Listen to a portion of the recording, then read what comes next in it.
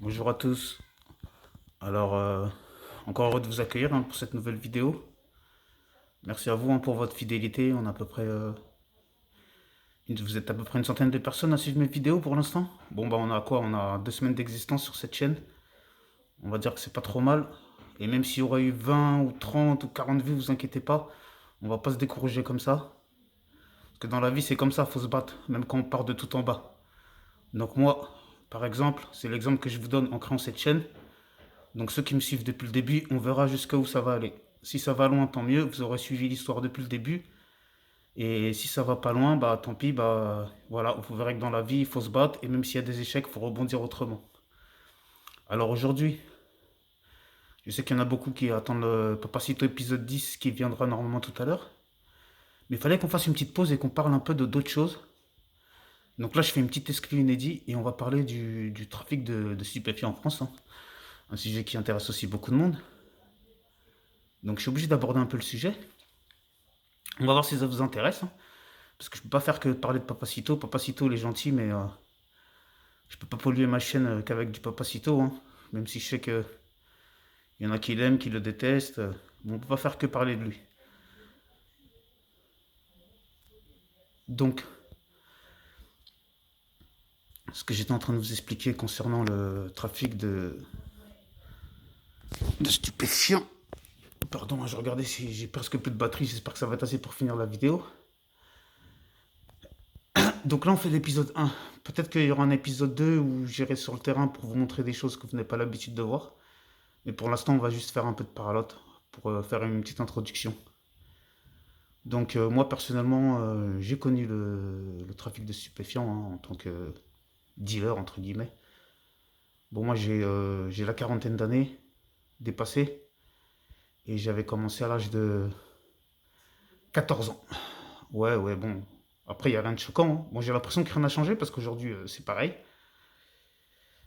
malheureusement. Donc, moi, je viens d'une cité dans le 92, hein. Je vais pas nommer la ville, ça sert à rien. Et donc, j'ai commencé à 14 ans.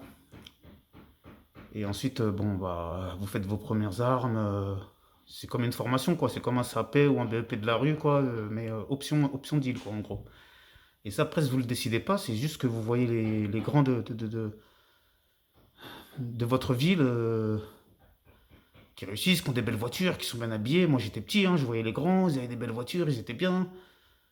Donc, on prenait exemple sur eux. Et, je suppose que ça se passe comme ça aujourd'hui également, hein. Les gens, ils voient, bon, les grosses voitures, les machins, ils ont de l'argent, je vais faire comme lui.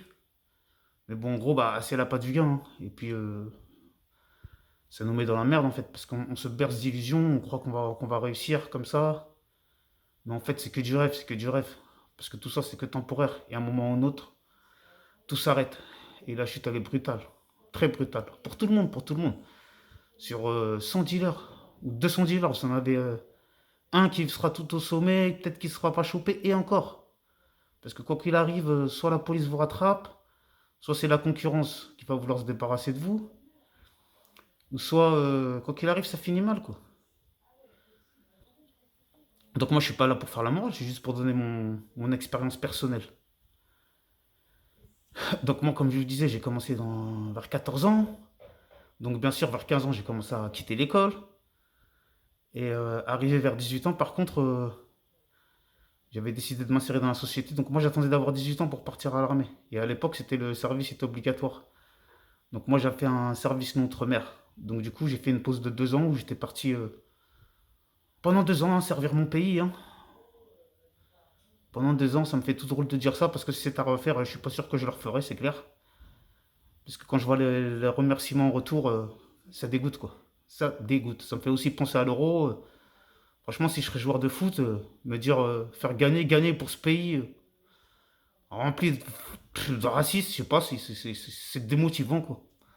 Avant, ça passait à la rigueur, hein. Oui, allez, l'histoire de Black Blamber 98. Mais bon, tout ça, ça commence à être périmé, hein. Ça tient même plus la route, hein. Parce que si on est français juste 24 heures quand on gagne une Coupe du Monde, eh ben dis donc, ça fait 24 heures tous les 4 ans ou tous les 2 ans lorsqu'on gagne un euro, ça fait pas beaucoup, hein. Bon, on va revenir quand même à nos moutons. Donc moi, revenant de l'armée, J'avais pas d'emploi, donc j'avais fait 2 ans, j'ai fait au Sénégal, hein, j'ai fait un service long outre-mer. C'est-à-dire que normalement, quand vous êtes appelé dans votre service, vous faites 10 mois. Moi, j'ai fait un volontariat pour faire 24 mois. J'ai donc fait 2 mois à Fréjus et ensuite je suis parti faire le reste, c'est-à-dire 20 mois au Sénégal, à l'armée française, au 23e bataillon d'infanterie de marine. Et comme je disais précédemment, c'est à la suite de cela que j'ai été décoré de la médaille de la défense nationale. Bon, c'est une petite médaille en chocolat, mais c'est quand même sympa de l'avoir sur le CV. Ça calme un peu la fachosphère, hein. Et vous faites quoi, vous? Vous avez fait quoi pour la France? Bon, bref. Tout ça, c'est pour dire ceux qui vont dire ah, les dealers, les ci, les ça. Bah, moi, je suis tout, moi. J'ai travaillé, j'ai dealé, j'ai fait l'armée, j'ai fait le chômage, j'ai fait le RSA. Vous pouvez me mettre toutes les étiquettes, y a pas de problème. Et vous me mettez même à l'Elysée, je peux assumer. Non, peut-être pas à l'Elysée, parce que quand t'es président, t'as le droit de vie ou de mort sur certains gens, donc, sur certaines personnes, donc ça me dérange. Donc, revenu de l'armée, qu'est-ce que j'ai fait? Au début, j'ai travaillé hein, un petit moment, 6 mois, et puis hop, on est retombé dans les travers, hein. On a recommencé à faire des conneries, à dealer. Toujours pareil, hein, s'imprégner de ce qu'on avait vécu, à vouloir les grosses voitures, les grosses sommes d'argent, etc. Donc je suis retombé encore dans le piège du deal, hein, arrivé à 20 ans. Donc après, ça n'a pas tardé, ça a commencé, bon bah les gardes à vue, la prison, la sortie, le deal, toujours, on se cherche, on se trouve, on essaye. Donc c'est compliqué. Donc on se fait un peu d'argent, mais en fait c'est que du fictif. Même vous allez vous faire, allez, un bénéfice, je vais dire une connerie, 200, 300, 400 euros par jour de bénéfice, vous en ferez pas grand-chose. Vous en ferez rien en fait parce que vous allez juste le redonner à l'économie. Parce que vous allez acheter des voitures, vous allez acheter l'essence, vous allez acheter du tabac, vous allez acheter de l'alcool, vous allez vous faire plaisir, vous allez acheter des vêtements. Et puis en fait, sans vous faire compte, bah, vous êtes en train d'alimenter l'économie. Donc on dit économie souterraine, mais en fin de compte, c'est économie tout court. Puisque l'argent, il repart. C'est comme quand on parle du RSA, ça me fait bien rire. Vous pensez quoi qu'ils font quoi les gens avec le RSA? Ils font que entretenir l'économie. Ils payent leur loyer avec, leurs factures, ils font deux, trois courses, ça y est, il n'y a plus rien. Vous ne croyez pas que les gens ils vivent comme des rois avec un RSA? Bon, je m'aperçois déjà que la vidéo est super longue, mais c'est pas grave, c'était un petit prélude. Hein, euh, pour commencer à vous parler de ça, je continue à vous raconter l'histoire de ma propre histoire personnelle. Et dans les prochaines vidéos, j'essaierai moi-même d'aller, comme je vous l'ai promis, sur le terrain pour vous montrer des petites images inédites ou des petits témoignages inédits. J'espère que ça va passer parce que j'ai pas envie de mettre les gars dans l'embarras et leur causer des problèmes et que ça se retourne contre moi, hein, en pensant bien faire, se retrouver dans la merde. Donc je vais voir si c'est possible. En tout cas, je vous remercie à tous de m'avoir suivi.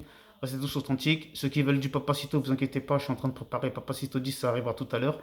J'espère que ce petit reportage il vous a plu. Désolé, j'ai pas pu. On n'a pas beaucoup de temps pour bien parler. Peut-être je ferai des lives, tout ça, quand il y aura plus d'abonnés. Vous inquiétez pas, on pourra parler même pendant 1 heure si vous voulez. Je vous raconte des histoires de malades, moi. C'est pas les histoires qui manquent. Et c'est du véridique, c'est du vécu, hein. C'est pas je raconte des choses imaginaires. Bon, je vous remercie à tous de me suivre. N'oubliez pas, restez authentique. N'oubliez pas de liker, partager tout ce que vous voulez. Je compte sur vous. Et ne vous en faites pas, on ira loin tous ensemble avec cette chaîne. Que vous soyez de la fachosphère ou pas, que vous soyez croyant ou pas, que vous soyez riche ou pauvre, euh, peu importe votre âge, peu importe votre origine sociale, peu importe votre origine ethnique, raciale, tout ce que vous voulez. Tous ensemble, on est unis, réunis. Actifs, réactifs, créatifs. La deuxième devise de cette chaîne. Allez, à bientôt.